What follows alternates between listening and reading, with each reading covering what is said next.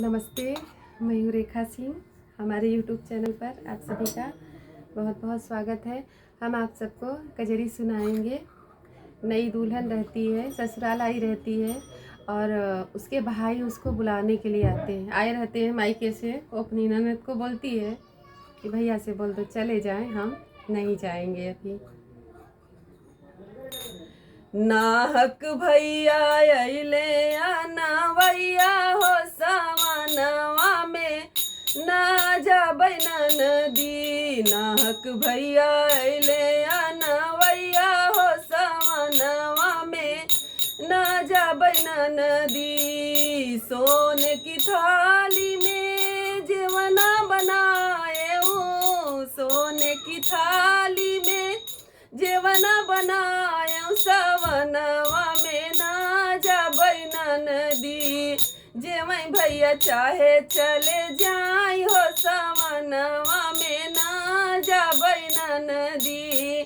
नाहक भैया अइले नवैया हो सवनवा में ना जाबै नदी। झंझर गेरुआ गंगा जुड़ पानी, झंझर गेरुआ गंगा जुड़ पानी सवनवा में ना जाबै नदी। घूटे भैया चाहे चले जाई हो सवनवा में ना जाबै नदी। घूटे भैया चाहे चले जाई हो सवनवा में ना जाबै नदी। नाहक भैया अइले नवैया हो सवनवा में ना जाबै नदी। लाची लवांगे का बीड़ा जोड़ाए हूँ, लाची लवांगे का बीड़ा जोड़ाए हूँ सवनवा में ना जाबै नदी।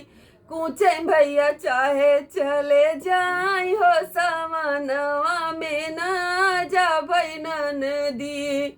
नाहक भैया अइले नवैया हो सवनवा में ना जाबै नदी।